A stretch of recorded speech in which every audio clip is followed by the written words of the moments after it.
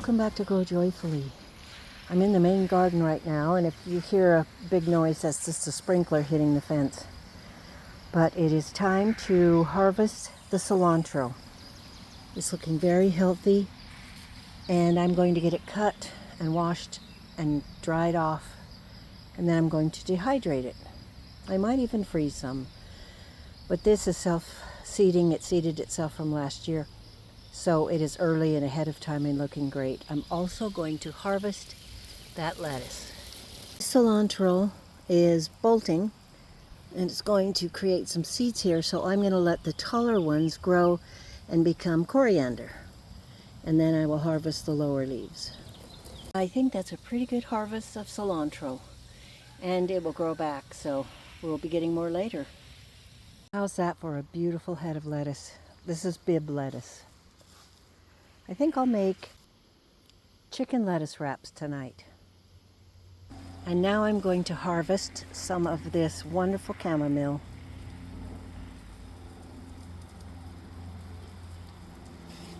Harvesting chamomile is such a joy because it smells so good. To me, it smells like green apples. And I will dehydrate this, and I will use both the flowers and the leaves. Isn't that beautiful? Now it's time to harvest some dill.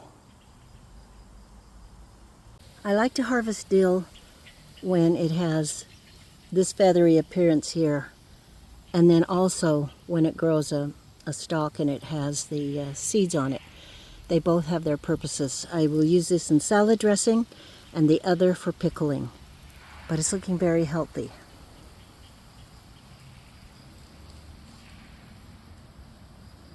Next, I'm going to harvest this oregano. I'm so excited that it grew back from last year. I found it very, very difficult to grow from seed, and I think I had to buy this plant, but I really need some oregano this year, so I'm going to harvest it and hope it grows back and we can do this again. I'm also going to harvest some sage and some parsley. So we'll get quite a good harvest of herbs today, which was not really on my list to do, but I was out here and here it is, and you got to do it while you can. So I'm excited about that, to restock my herbs for this coming winter, which we won't think about. Talk about a bouquet for the senses. This is sage, parsley, and oregano and dill in there. It is so amazing. Nature's amazing. God is amazing. This is wonderful. I have something exciting. Look at these green peas. There's some blossoms on them, and I still haven't got them tied up. Most of them are trying to grab onto the cattle panel themselves, but not all of them yet. But we're going to have some peas pretty soon. Isn't that great? I love gardening. I love nature. What a wonderful blessing. My sweet pea flowers are right there. I think we're going to get a few of those too. I have a tough time growing sweet pea flowers, so I'll be pretty excited if this works out. This one raspberry is still alive. This one's coming along a little better, and I'm not so sure about that one. There's lots of lemon balm here at the base of this blueberry. I really need to get it harvested too, but I'm running out of time today, and I need another container to put it in. So it'll keep for me. It's not going to seed yet, so we're doing good. Look at the volunteer plantain. I'm going to get that too because it's very good for so many things. You can put it in face creams and lotions, and I'd have to recheck it, but probably would make a good tea too. Okay, I have the herbs all washed and laying out on towels to dry. And then I can't decide whether to do it now. I'll definitely have to do it now for the chamomile, take it off the stick, so there'll be room in the dehydrator. So that's been a very herby day, a very scented and lovely smelling day. And I hope you enjoyed coming along with me while I harvested herbs. It was very fun for me. This will be a nice addition for my pantry come this winter. What kind of herbs do you grow in your garden? What are your favorite herbs to use in your cooking? What a feast for the senses. They all smell so good. Cilantro, chamomile, parsley, sage, and dill. Well, moving the chicks over was a little bit messy, but for the most part fun, and it's nice to see them all settled in their new clean home. Today, right now, I'm going to harvest some of my mom and dad's rhubarb. So what you're supposed to do is go down here to the bottom. You're not supposed to cut it, and you're supposed to pull it up. Like so. And then you cut the leaves off. You can compost them, but don't give them to your cows, your goats, your sheep, horses, anything like that, because they are poisonous. So I just put them in the compost and make sure the compost is covered over so no animals can get to it.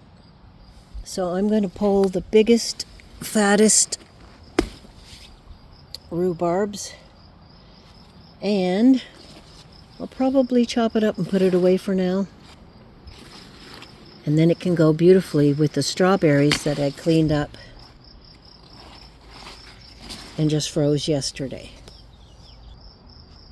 It will look a little bit thin and straggly for a while until it grows back in. But I think it's actually good for its health, and it will continue to grow back more. Then I'm going to fertilize it yet again. So this will make some wonderful strawberry rhubarb pies. Here's another one. I think I'll get this one. And then they say once you get to July, maybe the end of July, I'll have to recheck that you shouldn't be harvesting it anymore, so it can have time to kind of recharge itself and get ready for winter. So that's what I make sure I do. I don't pick it after sometime in July.